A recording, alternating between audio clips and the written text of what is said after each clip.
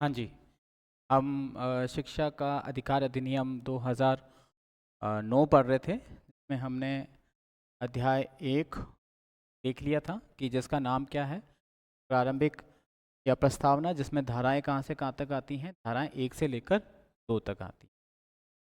धारा 1 में ही बताया गया है आरटी 2009 का पूरा नाम, जिसका नाम क्या है, निशुल्क एवं अनिवार्य शिक्षा निशुल्क एवं अनिवार्य बाल शिक्षा अधिकार अधिनियम 2009। धारा 9 में शब्दावलियाँ बताई गई हैं। एक एक शब्दावलियों पे हमने बात करी थी। जैसे कुछ शब्दावलियाँ हैं, समुचित सरकार के बारे में बताया, एज ग्रुप के बारे में बताया, अलाभित या असुविधाग्रस्त बालक बालिकाओं के बारे में बताया, ठीक है, दुर्लभ वर्ग के बारे में बताया, प्राथमिक शिक्षा कहाँ से कहाँ तक दी जाएगी इसके बारे में बात करी, और संरक्षक के बारे में बताया। ठीक है, चलिए फिर बात करी हमने अध्याय 2 के बारे में।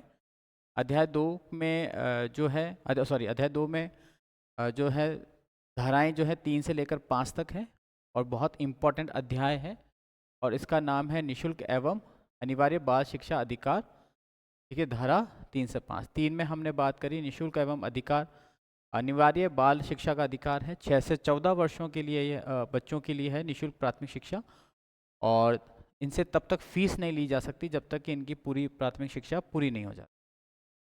धारा 4 में हम ऐसे बालकों के बारे में बात करते हैं जिन्होंने अपनी प्राथमिक शिक्षा पूरी नहीं कर पाए हैं, और उन्हें जो है प्रवेश दिया जाएगा अगर वो वापस से वो पढ़ाई शुरू करना चाहते हैं। धारा 5 में हमने जो बात करी है वो विद्यालय स्थानांतरण प्रमाण पत्र टीसी देने से जो है विद्यालय मना नहीं कर सकते। चलिए अब बात करते हैं हम अध्याय 3 के बारे में। अध्याय 3, इसका नाम क्या है, समुचित सरकार, स्थानीय प्राधिकारी एवं माता पिता के कर्तव्य। सबसे पहले हम देखते हैं इसका नाम। ठीक है, इसका नाम क्या है, समुचित सरकार। समुचित सरकार, प्राधिकारी, स्थानीय प्राधिकारी,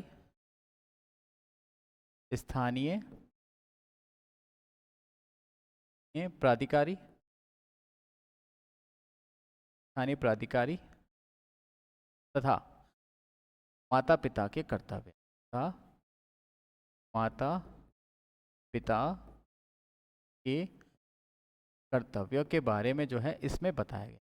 अब इन तीनों के बारे में हम थोड़ा सा डिटेल में पढ़ते हैं, क्या क्या है, किस किस बारे में बात करी है। अध्याय 3 के अंदर जो धाराएं हैं वो धाराएं कहाँ से कहाँ तक है। अध्याय 3 में जो धाराएं आती हैं वो धाराएं आती हैं पहले अध्याय में आती हैं धाराएं 1 से लेकर 2, दूसरे अध्याय में आती हैं धाराएं 3 से लेकर 6, और इसमें जो धाराएं आएंगी वो धाराएं कहाँ से कहाँ तक होंगी। तीसरे वाले जो अध्याय है उसमें हमारी धाराएं हमने लिखी थी यहाँ पे 6 से 11 तक की जो है धाराएं इसमें आती हैं। इसमें धाराएं आती हैं कहाँ से, 6 से लेकर 11 तक की, यानी कि कुल कितनी धाराएं हैं, 6, 7, 8, 9, 10 और 11, 6 धाराएं हैं। हाँ, कितनी धाराएं आती हैं इसमें, 6 धाराएं आती हैं। ठीक है, तो एक एक धारा के बारे में बात कर लेते हैं। पहले हम बात करते हैं धारा 6 के बारे में। ठीक है, धारा जो 6 है वह क्या कहती है।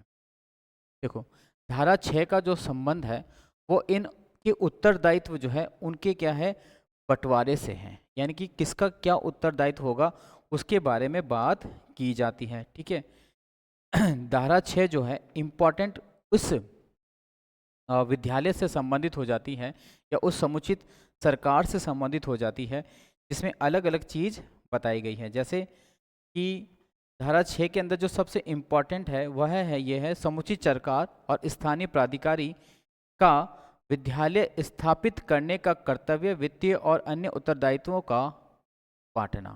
ठीक है, सीधी सी बात हो रही है। इसमें बात किसकी हो रही है कि विद्यालय स्थापित करने का दायित्व किसका है, समुचित सरकार का है और या स्थानीय प्राधिकारी का है। विद्यालय स्थापित विद्यालय स्थापित करने का दायित्व, स्थापित करने का दायित्व समुचित सरकार, समुचित सरकार, समुचित सरकार, ठीक है, अथवा स्थानीय स्थानीय प्राधिकारी का होगा, स्थानीय प्राधिकारी का होगा, स्थानीय प्राधिकारी का होगा, स्थानीय प्राधिकारी का होगा। इसमें बात की जा रही है कि जो भी स्कूल स्थापित होगी वो स्थापित करने का दायित्व किसका है।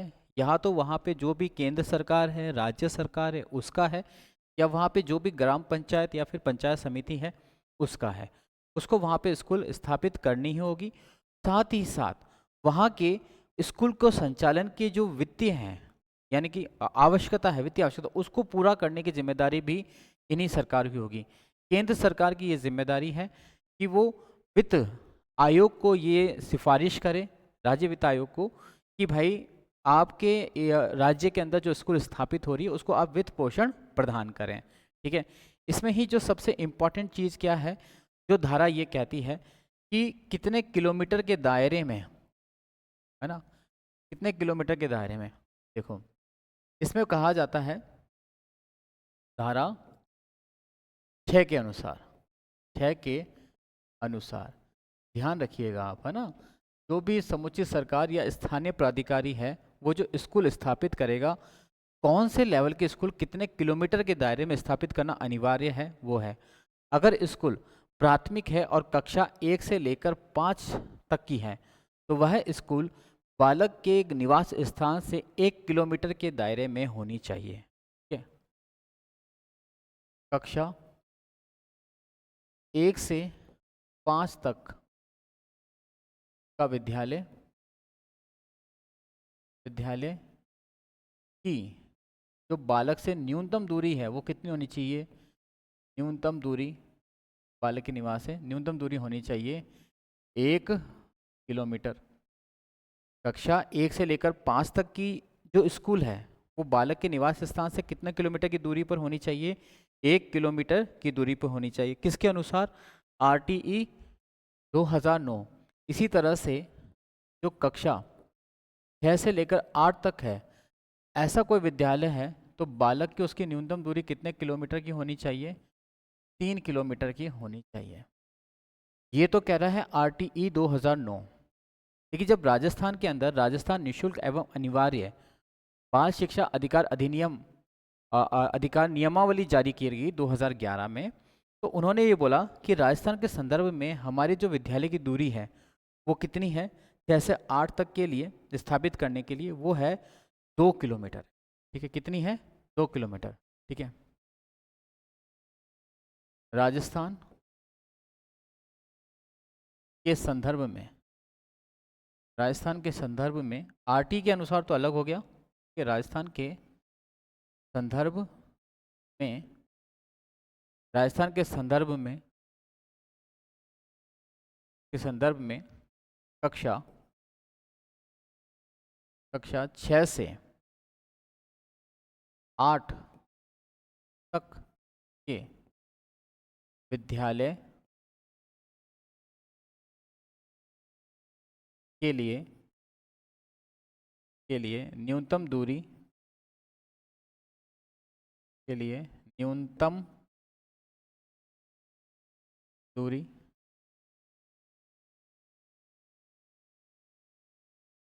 न्यूनतम दूरी 2 किलोमीटर रखी गई है, 2 किलोमीटर है। ये चीज़ ध्यान रखनी है।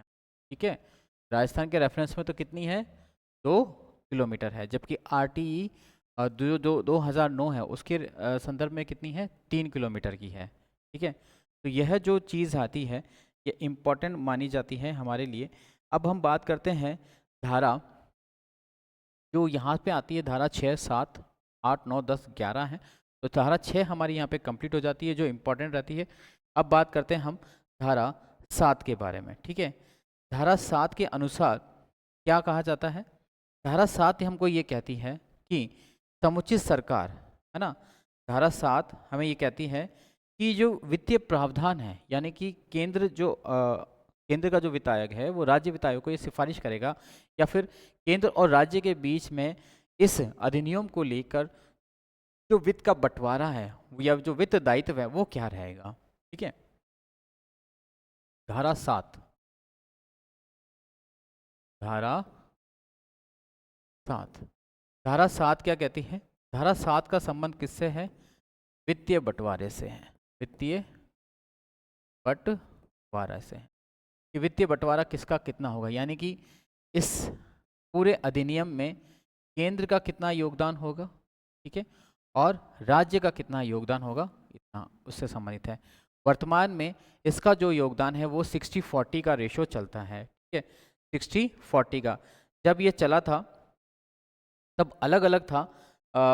पूर्वोत्तर 12वीं पंचवर्षीय योजना के टाइम पे 60-35 था, लेकिन वर्तमान का ही हमें याद रखना है, और पूर्वोत्तर राज्यों के संदर्भ में याद रखें तो 90-10 है। ठीक है, केंद्र अनुपात राज्य का, ठीक है, सामान्य के लिए तो है 60:40। ठीक है, लेकिन अगर यही रेशो जो है वो पूर्वोत्तर राज्यों के लिए बात की जाए, ठीक है, पूर्वोत्तर राज्यों के लिए बात की जाए, पूर्वोत्तर राज्यों के लिए कितनी हो जाएगी? पूर्वोत्तर राज्यों के लिए, पूर्वोत्तर राज्यों के लिए कितना है? 90:10 है। 90:10 का जो है ये रेशो चलता है। ठीक है, अब बात करते हैं धारा 8 के बारे में। धारा 8 भी अपने आप में बहुत इंपॉर्टेंस रखती है, जिसमें बताया गया है समुचित सरकार के कर्तव्य। इसमें क्या बताया गया है? समुचित सरकार के कर्तव्य बताया गया था। यहाँ पे तो है समुचित सरकार, माता पिता सबके कर्तव्यों के बारे में बात करी गई है। धारा 8 में जो है सिंपल सा है, हमें याद रखना है समुचित सरकार के कर्तव्य।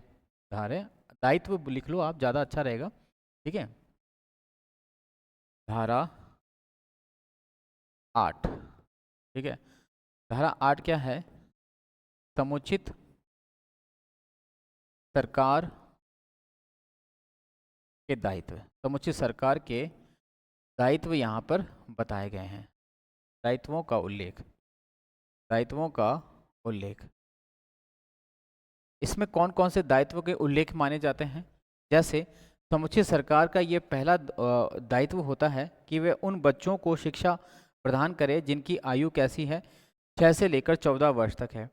दुर्लभ वर्ग के जो वर्ग हैं उनको भी वो इसमें शिक्षा की मुख्य धारा से जोड़ने का जो काम होगा वो समुचित सरकार का होगा। ठीक है, अलाभ यानी कि असुविधाग्रस्त जो बालक होंगे उनका संबंध भी किससे होगा, या उनको भी शिक्षा से जोड़ने का जो दायित्व है वो किसका होगा? समुचित सरकार का माना जाएगा। ठीक है, इसके बाद हम बात करते हैं धारा 9 के बारे में। ठीक है, जब समुचित सरकार के साथ एक और वर्ड आ जाता है जिसका नाम होता है स्थानीय प्राधिकारी के कर्तव्य। ठीक है, स्थानीय प्राधिकारी के जो कर्तव्य हैं उनको भी सेम टू सेम यही चीज़ बता दिए जाते हैं। ठीक है, अगली धारा होती है हमारे सामने धारा 9, धारा 9, और धारा 9 में स्थानीय प्राधिकारी, ठीक है, स्थानीय प्राधिकारी के दायित्व। स्थानीय प्राधिकारी के दायित्व भी वही हैं जो समुचित सरकार के हैं। ठीक है, समुचित सरकार में कुछ जो कर्तव्यों की संख्या ज़्यादा है और यहाँ पे थोड़ी सी कम है, लेकिन इनमें भी या मुख्य जो कर्तव्य माने गए हैं वह वही माने गए हैं कि 6 से 14 तक के जो वर्ष के बच्चे आयु हैं उनको प्राथमिक शिक्षा उपलब्ध करवाएंगे, उनको मुख्य धारा से जोड़ा जाएगा।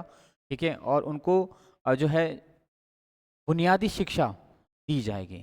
ठीक है, अब बात करते हैं हम हमारी धारा जो है 10 के बारे में। इसमें 2 धाराएं और बच रही हैं। अध्याय 3 का जो संबंध है वह समुचित सरकार, स्थानीय प्राधिकारी और माता पिता के कर्तव्य से हैं। तो अगली जो कर्तव्य आएंगे वो कर्तव्य किसके हैं? माता पिता के कर्तव्य आएंगे। अब वो कर्तव्य क्या हैं? वह यह है कि माता पिता का ये दायित्व होगा कि वह अपने बच्चे, अपने परिवार में कोई भी ऐसा बच्चा है जो 6 से लेकर 14 साल तक का बच्चा है उसको प्राथमिक शिक्षा दिलवाना ही दिलवाना है। ठीक है, तो अगला है हमारे सामने दायित्व धारा धारा 10। ठीक है, धारा 10, धारा 10। धारा 10 में क्या बताया गया है कि इसमें बताया गया है माता पिता अथवा संरक्षक के, माता पिता अथवा संरक्षक के दायित्व बताए गए हैं कि उनका कर्तव्य होगा कि माता पिता का ये प्रमुख कर्तव्य होगा, और अगर माता पिता नहीं हैं बालक के तो उसके जो संरक्षक है उसका ये कर्तव्य होगा कि वह अपने बालक को जो है प्राथमिक शिक्षा पूर्ण करवाए। ठीक है, ये उनका कर्तव्य यहाँ पे बताया गया है। चलिए बात करते हैं अब धारा जो 11 है अध्याय 3 की। धारा 11 में जो है वो किसके बारे में बताया गया है? वह ये बताया गया है कि समुचित सरकार जो है पूर्व प्राथमिक शिक्षा की क्या करेगी, वो उपलब्धता की सुनिश्चित करेगी। ठीक है, धारा 11, धारा 11 समुचित सरकार, समुचित सरकार, समुचित सरकार की शब्दावलियों में हमने डिस्कस कर लिया था। समुचित सरकार पूर्व प्राथमिक, पूर्व प्राथमिक, प्राथमिक शिक्षा, पूर्व प्राथमिक शिक्षा कौन सी होती है? कक्षा और सॉरी आयु 3 से 6 वर्ष, 3 से 6 वर्ष पूर्व प्राथमिक शिक्षा की उपलब्धता, उपलब्धता को सुनिश्चित करेगी, सुनिश्चित करेगी, सुनिश्चित करेगी। ठीक है, ये समुचित सरकार का उत्तरदायित्व है। ठीक है, अब प्राथमिक शिक्षा से संबंधित क्या है कि प्राथमिक शिक्षा या पूर्व प्राथमिक शिक्षा, पूर्व प्राथमिक शिक्षा, पूर्व प्राथमिक शिक्षा, ठीक है, किसके माध्यम से दी जाती है? आंगनवाड़ी, आंगनवाड़ी, आंगनवाड़ी का नाम आपने सुना ही होगा। तो पूर्व प्राथमिक शिक्षा जो है किसके माध्यम से दी जाती है? आंगनवाड़ी के माध्यम से दी जाती है, या फिर जो इसको लोकल लैंग्वेज में बालवाड़ी के नाम से भी जाना जाता है। ठीक है, बालवाड़ी, बालवाड़ी, आंगनवाड़ी व बालवाड़ी के माध्यम से दी जाएगी, माध्यम से दी जाएगी। ठीक है, ये जो पूरी शिक्षा है धारा 11 में बताया गया है कि पूर्व प्राथमिक शिक्षा की जो व्यवस्था है उसको सुनिश्चित करना भी दायित्व किसका है? समुचित सरकार का है। ठीक है, चलिए चलते हैं अब अध्याय 4 पर। ठीक है, अध्याय 4 जो कि आरटीई का सबसे बड़ा अध्याय माना जाता है। अध्याय 4 क्योंकि इसमें धाराएं कितनी हैं, इस अध्याय का नाम भी आपके लिए बहुत इंपॉर्टेंट है, विद्यालय एवं शिक्षकों के उत्तरदायित्व। ठीक है, इस अध्याय का नाम है विद्यालय एवं शिक्षकों के दायित्व। शिक्षकों के दायित्व जो है अध्याय 4 से संबंधित है। और इसमें धाराएं कहाँ से कहाँ तक आती हैं? इसमें धाराएं आती हैं 12 से लेकर 28 तक, 12 से लेकर 28 तक। इसीलिए ये क्या हो जाता है? सबसे बड़ा अध्याय माना जाता है। आरटी सबसे बड़ा आरटीई 2009 का सबसे बड़ा अध्याय जो है वो कौन सा है? अध्याय 4 माना जाता है। अब एक एक धाराएं हैं इसके अंदर, अध्याय धारा 12, धारा 13, 14, 15, 16, 14, इस तरह से। अब इन अध्यायों में जितनी, इन धाराओं में जो जो इम्पोर्टेंट फैक्ट्स है सारे मैं आज आपको बताने वाला हूँ। ठीक है, आप सभी लोग इसको नोट करते हुए चलिएगा। ठीक है, देखते हैं जो धारा 12 है इसका संबंध किससे है? इसका मतलब ये है, धारा 12 में ये बताया गया है कि जितने भी असुविधाग्रस्त बालक हैं या दुर्लभ वर्ग के बालक हैं, ठीक है, उनको निजी विद्यालय में पहली कक्षा में कुल सीटों में से 25% जो सीटें हैं वो उन वर्गों के लिए क्या की जाएगी? आरक्षित की जाएगी। ठीक है, धारा 12, धारा 12 क्या कहती है वो देखिए। धारा 12, धारा 12 का जो नाम है वो नाम भी हमको याद रखना है। उसमें ये कहा गया है धारा 12 में कि निशुल्क और अनिवार्य शिक्षा के लिए विद्यालय के उत्तरदायित्व की सीमा, मतलब कितनी लिमिटेशंस है, ठीक है। निशुल्क निशुल्क एवं अनिवार्य अनिवार्य शिक्षा के लिए विद्यालय की सीमा, विद्यालय की सीमा। अब वह विद्यालय की सीमा कितनी है कि विद्यालय को कक्षा 1 में, विद्यालय को कक्षा 1 के लिए अपने जो भी नंबर ऑफ स्टूडेंट्स हैं या सीट्स हैं उसमें 25% जो सीटें हैं वो असुविधाग्रस्त या अलाभग्रस्त या फिर दुर्लभ वर्ग के बच्चों के लिए उसको क्या करनी पड़ेगी, आरक्षित करनी पड़ेगी, ठीक है। समस्त निजी विद्यालयों को, समस्त निजी विद्यालयों को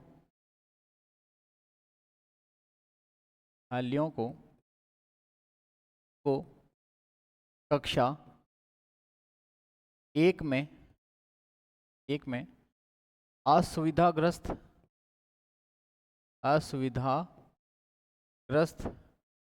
या फिर अलाभग्रस्त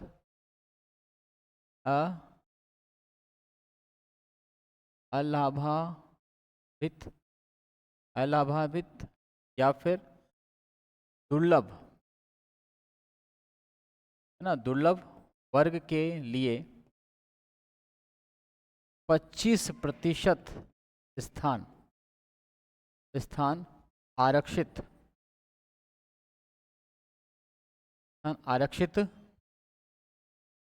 रखने होंगे। आरक्षित रखने के कितने स्थान रखने होंगे, 25% जो है वो सीट जो है उनको बचा के उनके लिए रखनी पड़ेगी। कौन सी धारा के अनुसार, धारा 12 के अनुसार, ठीक है। और इनकी जो फीस है या इनका जो पुनर्भरण है वो किसके द्वारा किया जाएगा, राशि का 25% फीस की राशि का जो पुनर्भरण है वो पुनर्भरण किया जाएगा राज्य सरकार का, ठीक है। इन 25% सीटों की राशि का पुनर्भरण राज्य सरकार करेगी, राज्य सरकार करेगी, राज्य सरकार करेगी, ठीक है। ये सारी की सारी चीज़ किस में लिखी गई है, धारा 12 के अंदर हमको ये मेंशंस किया गया है। धारा 12 बहुत इम्पॉर्टेंट है साथियों, याद रखिएगा धारा 12, ठीक है। ठीक है, अगला जो है बात करें हम धारा 13 के बारे में, ठीक है। धारा 13 क्या कहती है, धारा 13 ये कहती है कि किसी भी बालक के लिए, धारा 13 ये कहती है कि विद्यालय में बालक के प्रवेश के लिए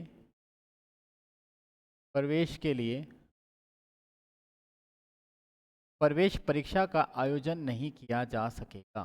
प्रवेश परीक्षा, एंट्रेंस एग्जाम ना, परीक्षा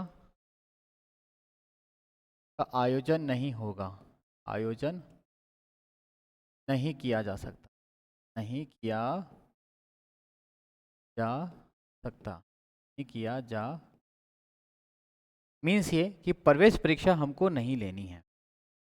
कोई भी स्कूल किसी भी बालक को जब वो प्रवेश दे रहा हो उस समय वो उनसे किसी भी तरह का जो है एंट्रेंस एग्जाम नहीं ले सकता, कोई भी इंटरव्यू नहीं ले सकता। अगर ऐसा होता है, ठीक है, अगर स्कूल ऐसा करती है तो उससे उस कक्षा की फीस का 10 गुना जुर्माना वसूल किया जाएगा, ठीक है।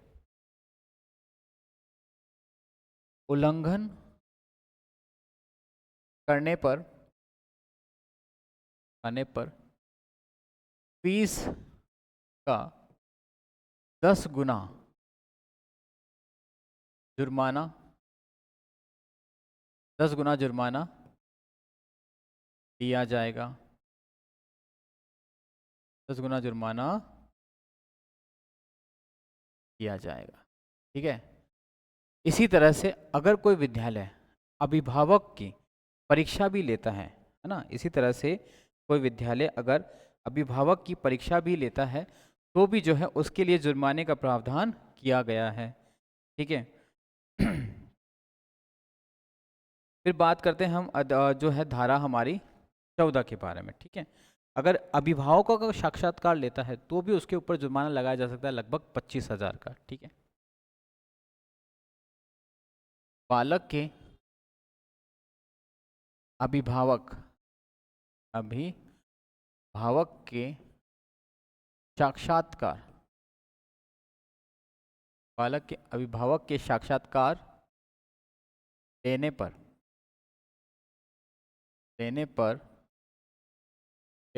25,000 तक का जुर्माना 1,000 रुपए का जुर्माने का प्रावधान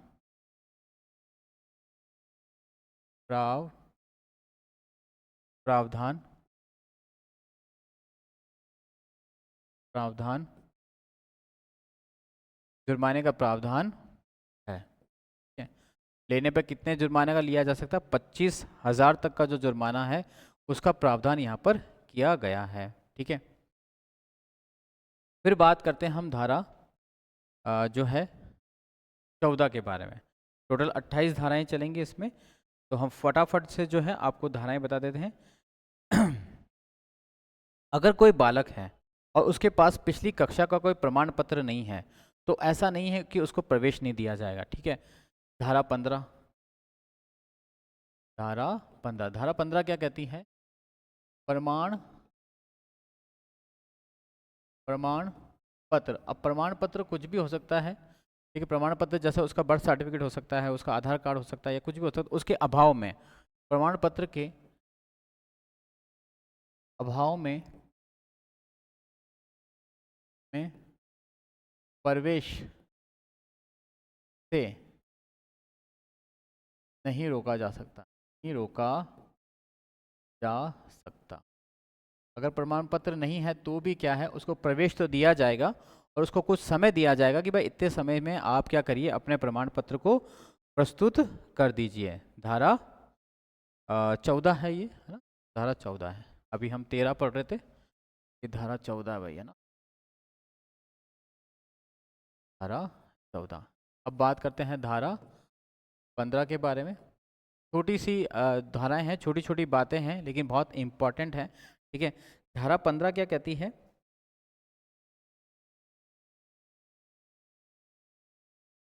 कि जो निर्धारित तिथि है, यानी कि प्रवेश की निर्धारित तिथि कितनी होती है? 30 सितंबर होती है। और 30 सितंबर के बाद भी अगर कोई बालक जो है प्रवेश लेना चाहे प्राथमिक शिक्षा में, तो उसको क्या है, आप प्रवेश देंगे, आप उसको प्रवेश से मना नहीं करेंगे। ठीक है। निर्धारित तिथि 30 सितंबर के पश्चात भी बालक को प्रवेश दिया जा सकता है। प्रवेश दिया जा सकता, वो भी क्या किया जा सकता है? प्रवेश दिया जा सकता है। ठीक है। बात करते हैं धारा 16 के बारे में। धारा 16 क्या कहती है? बहुत इंपॉर्टेंट है। धारा 16 जो है वह किससे संबंधित है? धारा 16 रोकने या निष्कासन का प्रतिषेध करती है। मीन्स ये किसी भी बालक को कक्षा में रोका नहीं जाएगा और प्राथमिक शिक्षा जो है पूरी करने तक उसको निष्कासित नहीं किया जाएगा। ठीक है। बालक को रोकने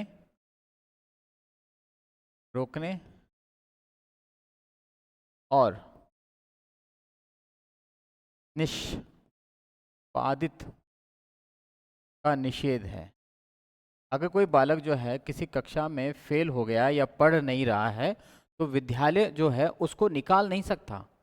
ठीक है, राजस्थान के संदर्भ में तो यह है कि बच्चे को कक्षा 8 से लेकर फेल भी नहीं करना है, आपको 8वीं तक तो उसको क्या करना है, कंटिन्यू रहना है। किसी भी बालक की प्राथमिक शिक्षा पूर्ण होने तक उसको निकाला नहीं जा सकता। ठीक है, धारा 17।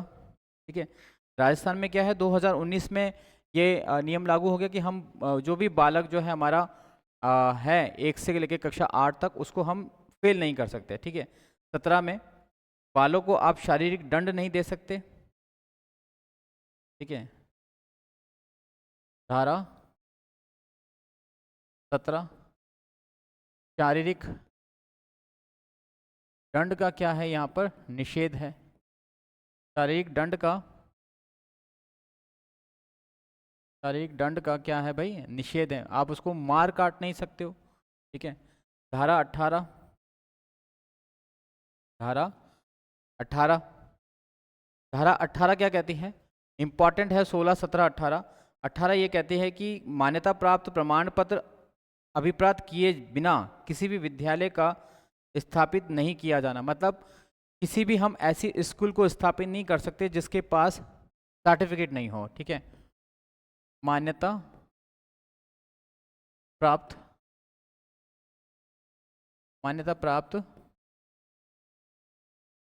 प्रमाण पत्र के बिना विद्यालय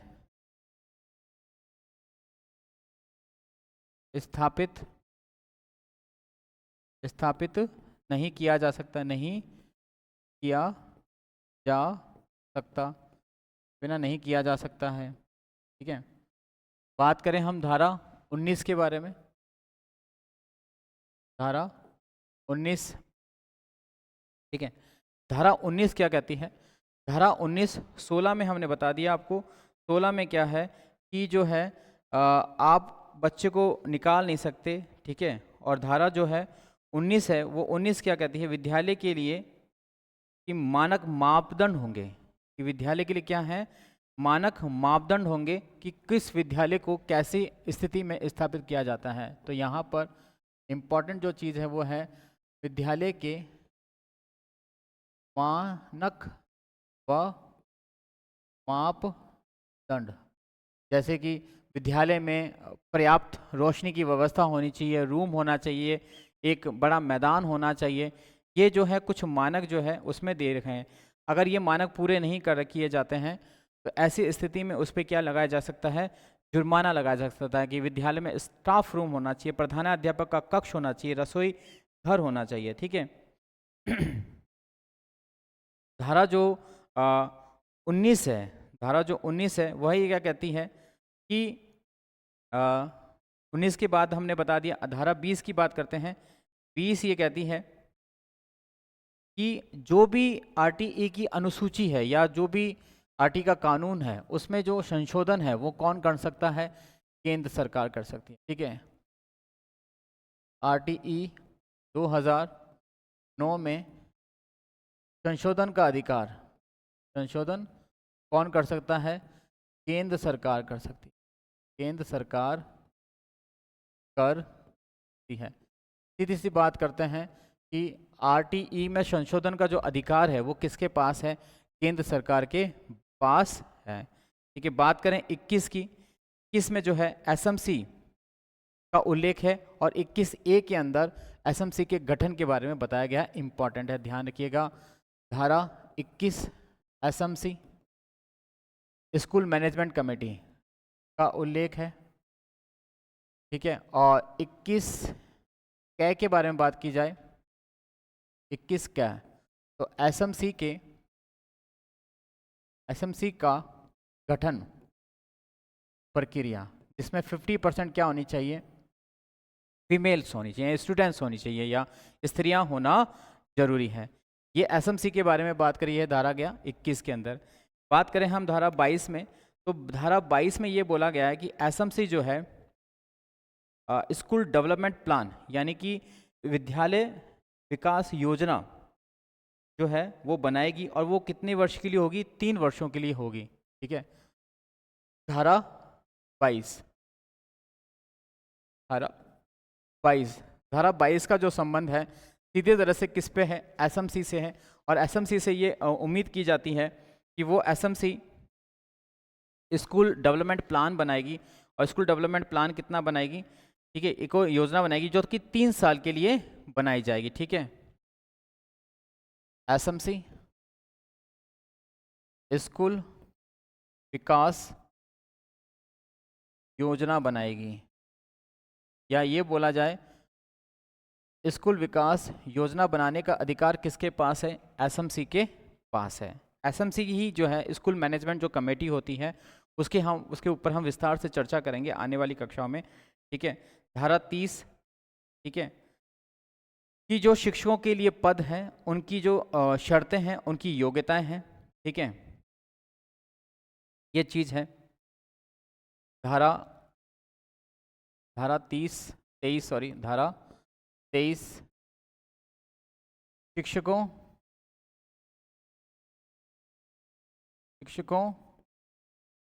के पद, शिक्षकों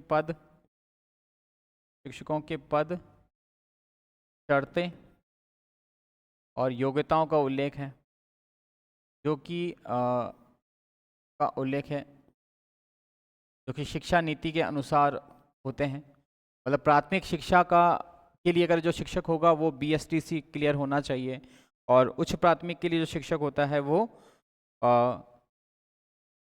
B.Ed या थोड़ा और हायर स्टडी होना चाहिए। फिर बात करते हैं हम धारा 24 की। धारा 24 में क्या बोला जाता है?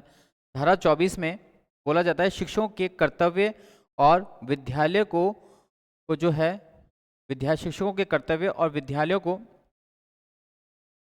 को या शिक्षक कर्तव्य और जो शिकायतें हैं विद्यालय की या जो बालकों की शिकायतें उनको दूर करने से संबंधित है धारा जो है हमारी 24।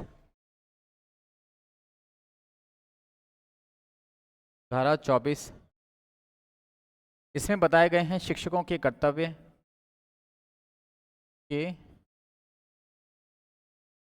कर्तव्य बताए गए हैं, और शिकायतों को दूर करने के बारे में बात करिए। शिकायतों को दूर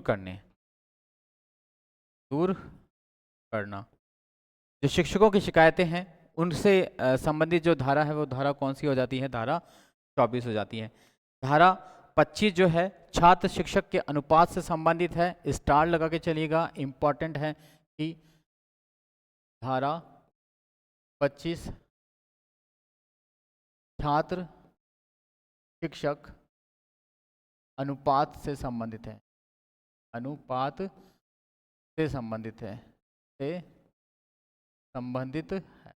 धारा 25। ठीक है, शिक्षकों का अनुपात कहाँ से कितना होगा? अगर विद्यालय में जो विद्यालय है कक्षा 1 से 5 तक है, यदि है ना विद्यालय वो जो स्कूल है वो कक्षा 1 से 5 तक है, तो इसमें क्या होगा?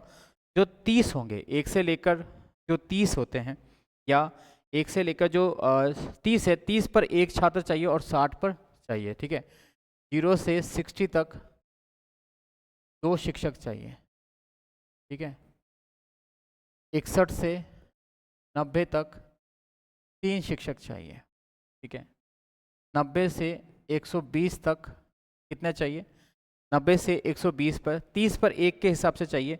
90 से जो है 90 होने पर 3 चाहिए, और 90 से 120 पर कितने चाहिए? 4 चाहिए, 4 शिक्षक चाहिए। ठीक है, 90 से 120 पर ठीक है 60 चाहिए।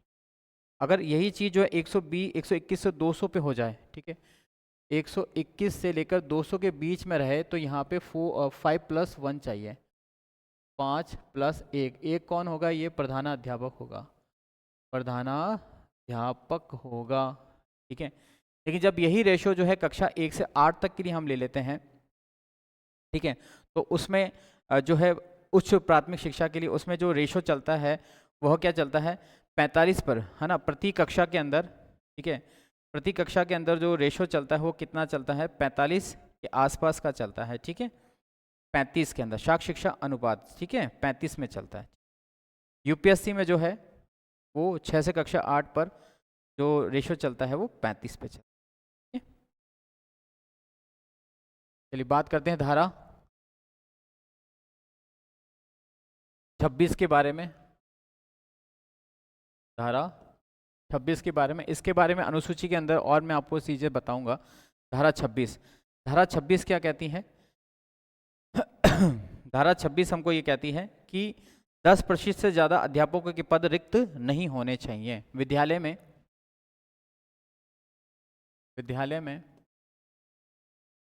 10% से ज़्यादा शिक्षकों के पद रिक्त नहीं होने चाहिए।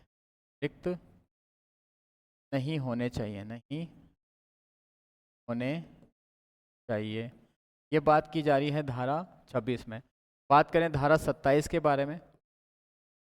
धारा 27, ठीक है, धारा 27 का जो संबंध है वह भी विद्यालय से संबंधित है, ठीक है। और उसमें ये बोला जाता है कि बेसिक कार्यों के अतिरिक्त विद्यालयों को निम्न 3 कार्यों में ही लगाया जा सकता है, ठीक है। 3 कार्यों के अलावा, इन 3 कार्यों के अलावा, मतलब कि बेसिक या शैक्षणिक कार्यों के अतिरिक्त निम्न कार्यों के अलावा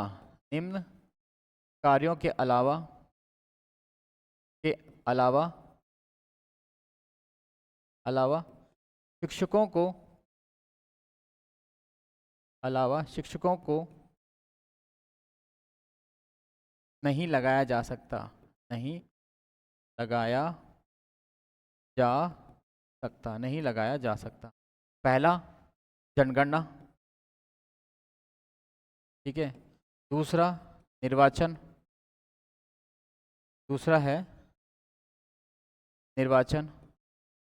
और तीसरा है आपदा। इन 3 कार्यों के अलावा शिक्षकों को कोई भी कार्यों में नहीं लगाया जा सकता। इसके बाद है धारा 28, ठीक है। धारा 28 कहती है कि निजी ट्यूशंस नहीं ले सकता। शिक्षक क्या कर सकता है? प्राइवेट ट्यूशंस नहीं ले सकता। प्राइवेट ट्यूशंस पे पूरी तरह से क्या है? प्राइवेट ट्यूशंस पर रोक है। प्राइवेट ट्यूशंस पे क्या है? रोक है। ट्यूशन से नहीं ले सकता एक सरकारी टीचर, ठीक है। अब इसके अगले अध्याय जो हैं हम पढ़ेंगे हमारी नेक्स्ट कक्षा में, जिन धाराओं को भी हम अच्छे से देख लेंगे।